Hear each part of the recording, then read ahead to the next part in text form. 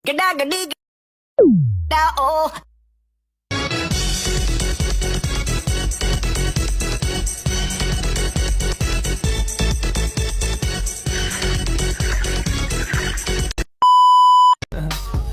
I just had to let you know you're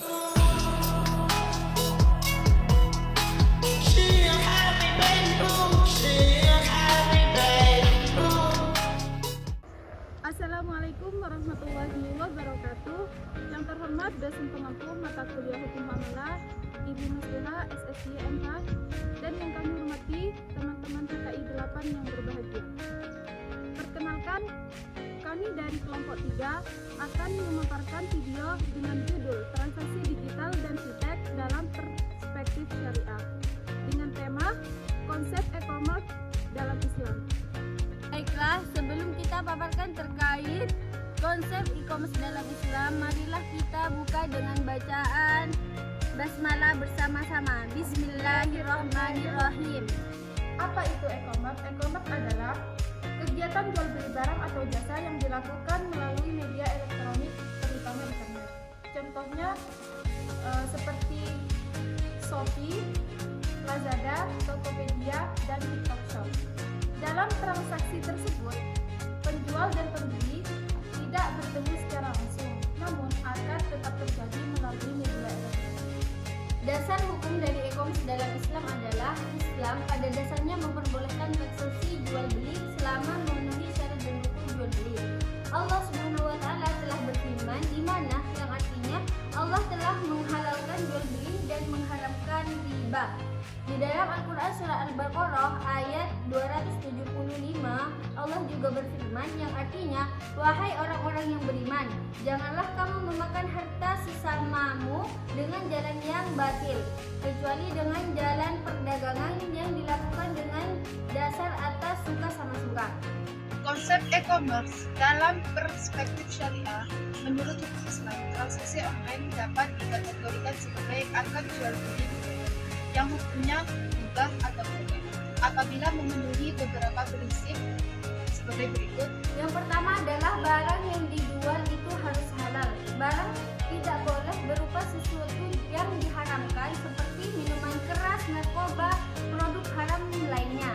Yang kedua adalah harga harus jelas, di mana pembeli harus mengetahui terkait harga barang, ongkos kirim, cara pembayarannya, dan tidak ada unsur penipuan di dalam harga, ongkos, dan lainnya. Yang ketiga adalah barang harus jelas terkait spesifiknya. Misalnya dijelaskan terkait ukuran, warna, berat, kondisi barang. Hal ini bertujuan untuk menghindari gharar atau ketidakjelasan di dalam produknya. Yang keempat adalah ada kerelaan di antara kedua belah pihak, di mana penjual dan pembeli sama-sama sepakat tanpa adanya paksaan dari salah satu pihak manapun. Yang kelima adalah tidak mengandung riba, gharar, dan maisir, di mana Islam melarang transaksi yang mengandung riba, yaitu tambahan yang haram, gharar, ketidakjelasan, maisir, spekulasi, atau ada unsur perjudian. Apa itu Fintech? Fintech atau perdagangan digital merupakan sistem pertukaran aset atau transaksi secara elektronik melalui internet. Dalam praktek modern, Fintech itu dapat berupa yang pertama, marketplace digital, yang kedua, platform pembayaran elektronik, yang ketiga, bursa aset digital. Dalam Islam, Fintech diperbolehkan apabila memenuhi 5 hal, yaitu yang pertama, objek transaksinya halal, yang kedua, akadnya jelas, yang ketiga, tidak mengandung penipuan, yang keempat, tidak mengandung riba, dan yang terakhir, memenuhi prinsip keadilan. Apabila Fintech digunakan untuk aktivitas spekulatif yang menyerupai perjudian atau mengandung ketidakjelasan yang tinggi, maka hukumnya tidak diperbolehkan. Syariah dalam transaksi digital, Islam mengajarkan beberapa prinsip penting, yaitu terdapat 4 prinsip.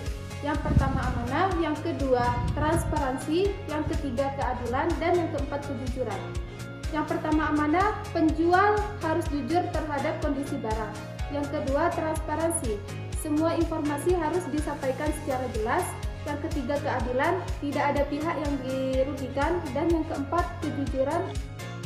Jadi, kesimpulan dari video yang telah kami paparkan di atas yaitu e-commerce adalah perkembangan teknologi yang memberikan kemudahan dalam bertransaksi.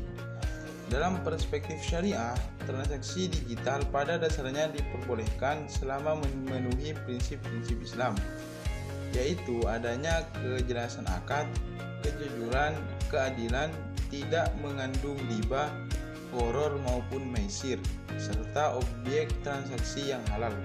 Oleh karena itu, umat Islam diharapkan dapat memanfaatkan teknologi digital secara bijaksana dengan tetap berpegang pada nilai-nilai syariah.